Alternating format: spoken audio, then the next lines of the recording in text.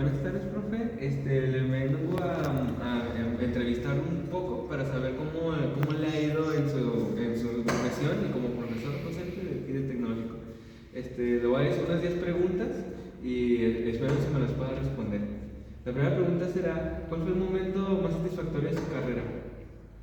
Bueno, primeramente buenas tardes, gracias por invitarme. Mi nombre es Carlos Javier Perón Alvarado, efectivamente soy docente de la carrera. Y bueno, respondiendo a la pregunta, mi papel fue primero haber sido seleccionado por la academia para representarla y llevar la propuesta académica en la Dirección General de Tecnológicos. Posteriormente fui seleccionado por la propia Dirección General para ser uno de los 19 fundadores a nivel nacional de la carrera. Así que pues orgullosamente soy uno de esos 19 y participé en la gran mayoría de las materias que ustedes llevan. La siguiente pregunta será, ¿cómo ha afrontado los cambios en la educación de nuestra institución? Bueno, a mí me han tocado 3 modelos educativos. La educación por objetivos era uno, luego avanzamos a un modelo un poquito más complejo que es la formación y desarrollo de competencias profesionales. Y la manera de afrontarla no es sencillo porque se rompen paradigmas muy estrechos, muy importantes. Yo diría que el más importante desde mi punto de vista es llevar la teoría eficientemente a la práctica. Como se nos complica mucho leer, porque ya casi nadie lee. La verdad es que la inteligencia artificial nos ayuda mucho para muchas cosas, pero nos está tratando de soslayar la bendita habilidad de leer. Entonces, como la gente ya casi no lee, le cuesta mucho trabajo expresarse, escribir, tener un acervo cultural y demás. Y entonces por competencias nos cuesta trabajo llevar la teoría a la práctica. O sea, queremos llegar directamente a la práctica sin leer bien la teoría, ¿sí me explico? Sí. Si yo los pusiera a ustedes a cambiar una llanta, en lugar de leer un manual y de ver cuál es el paso 1 y el paso 2, se van a ir a ver un video, van a buscar la manera de aprenderlo, pero no necesariamente se van a meter a la teoría. Ese es mi punto de vista. Muy bien. Como siguiente pregunta será, ¿cómo hace para mantenerse actualizado en los cambios de la educación y la tecnología y todo eso? Bueno, ese es un tema bien interesante. Fui fundador del Colegio de Administradores Técnicos de Durango, de aquí del Instituto Tecnológico. Lo fundamos con su servidor en la vicepresidencia. Y precisamente la labor, nuestra misión era y sigue siendo la actualización continua, ¿no? Yo he realizado estudios de posgrado, llevo ya 2 maestrías, estoy haciendo mi doctorado y trato de mantenerme actualizado siempre con los cursos intersemestrales que se ofrecen aquí en el TEC. Muy bien. Ya le pregunté cuál fue su momento más satisfactorio. Me gustaría saber cuál fue el momento más crítico de su carrera. El momento más crítico de mi carrera es una pregunta filosa, ¿verdad? Espinosa. Sí. Dentro del 85-90% de cosas maravillosas que viví aquí con mis compañeros, mis profesores, todo lo que aprendí, todo lo que viví, que lo atesoro, lo llevo en mi corazón. Es un honor ser egresado del tecnológico y ahora docente del tecnológico.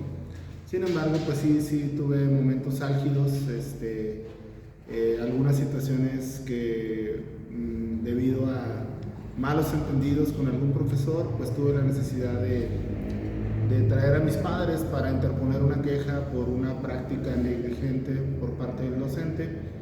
Y a pesar de que salí con 97.4 o algo así, pues no fui acreedor a la medalla precisamente por una mala calificación que me puso ese profesor.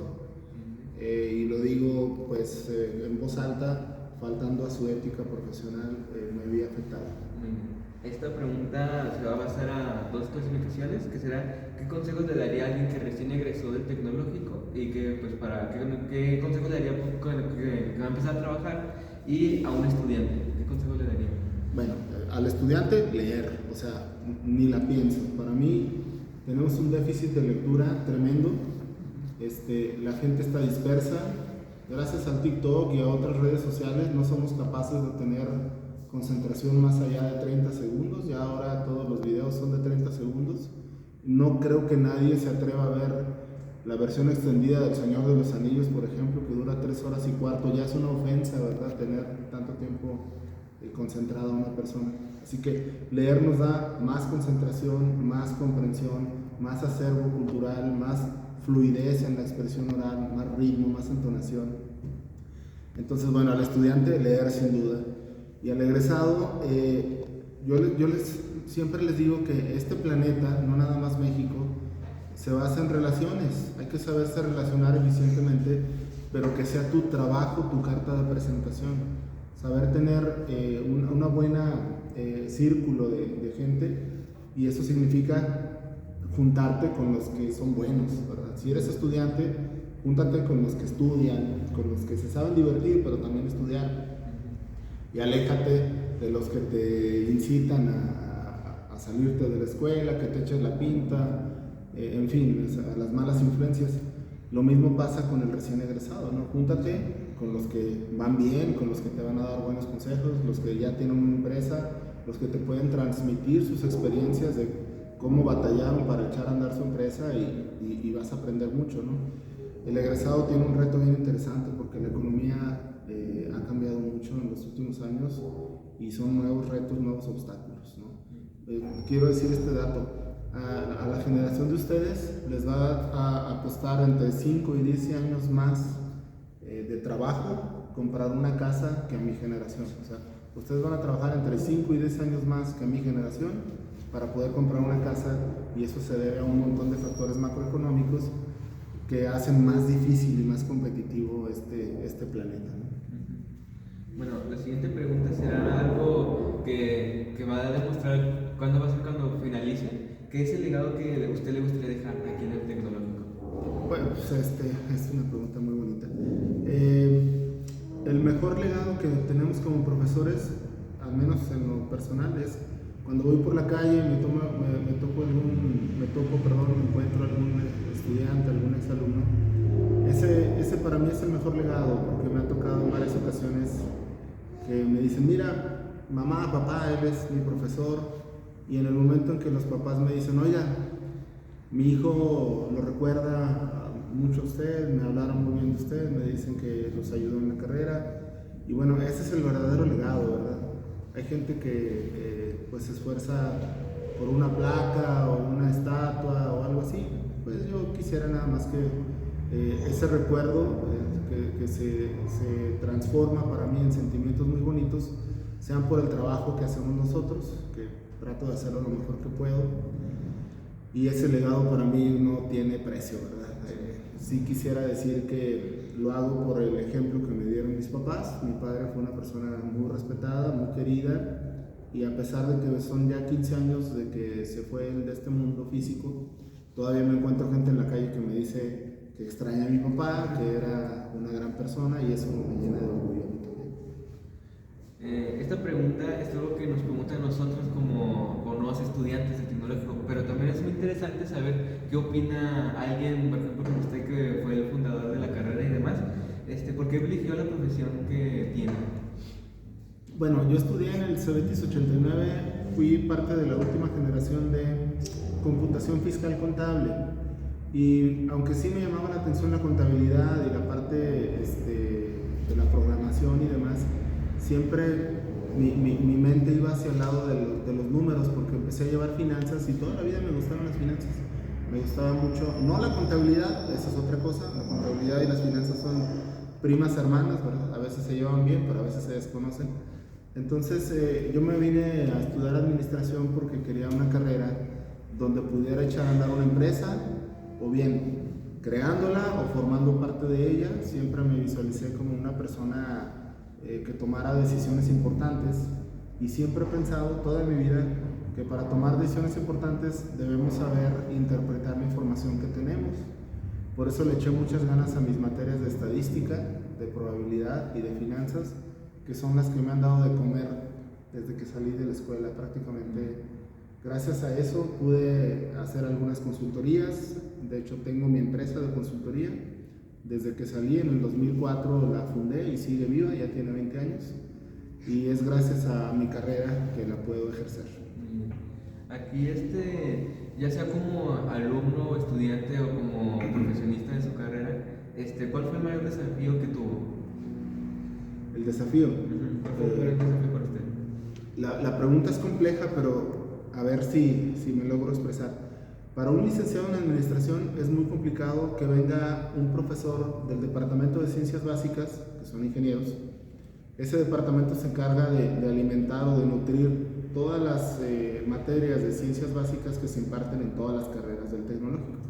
Entonces es difícil cuando te quieren dar una clase de cálculo, siendo licenciado y que el programa está dirigido hacia las ciencias sociales, pero luego viene alguien con una formación ingenieril completamente y te quieren dar esa clase como si fueras un ingeniero eléctrico o un ingeniero mecatrónico, y ese es un reto, no lo digo yo, las estadísticas dicen que más del 85% de la reprobación en el primer semestre es por cálculo, ¿no? El gran desafío que tuve fue aprender a derivar bien, a integrar bien, pero sobre todo a comprender para qué servía.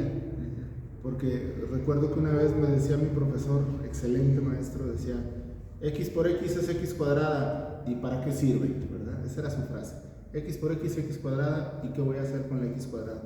Entonces, el gran desafío para cualquier estudiante de licenciatura en administración es saber aplicar las matemáticas y la probabilidad y la estadística en su carrera. Es lo que se conoce como el pensamiento matemático. Es el que tenga un pensamiento matemático avanzado tiene más probabilidades de tomar mejores decisiones y de interpretar mejor la información que tiene a su mano. Perdón si me extiendo en las respuestas. No se preocupe, está bien. Estas últimas dos preguntas va a ser más de su vida personal, de cómo su trabajo influyó en su vida personal. Bueno, cuando hice mi residencia profesional, tuve la suerte de ser aceptado en una empresa que se dedicaba a la consultoría. Entonces, gracias a Dios, caí en muy buenas manos.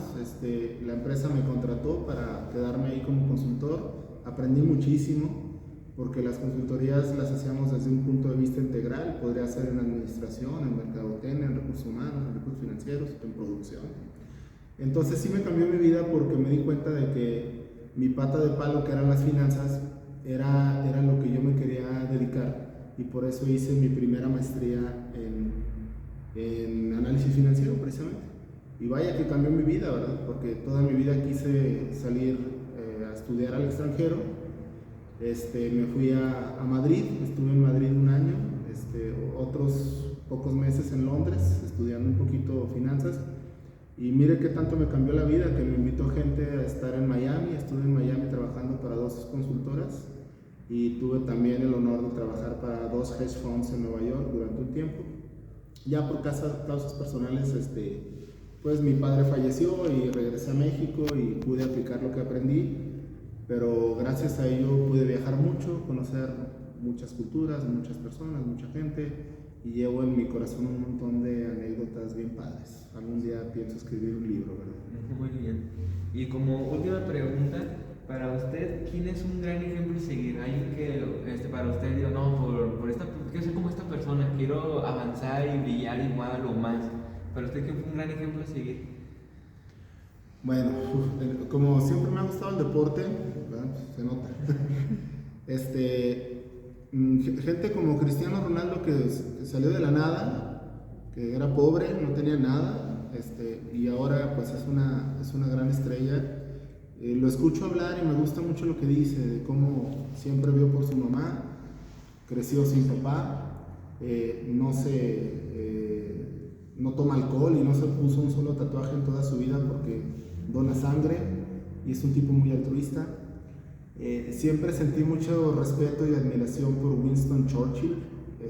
La película me pareció muy buena, muy buena, que fue el primer ministro británico que tuvo el valor de hacerle frente a Hitler, y que tomó decisiones arriesgadas, pero que fue el líder que enfrentó a la tiranía, ¿verdad? Admiro muchísimo a Luther King y a Gandhi, porque fueron capaces de llevar paz en tiempo de guerra, y eso no se ve tan fácilmente. Mi profesor, la persona que más he admirado académicamente, se llama Juan Romo Burros.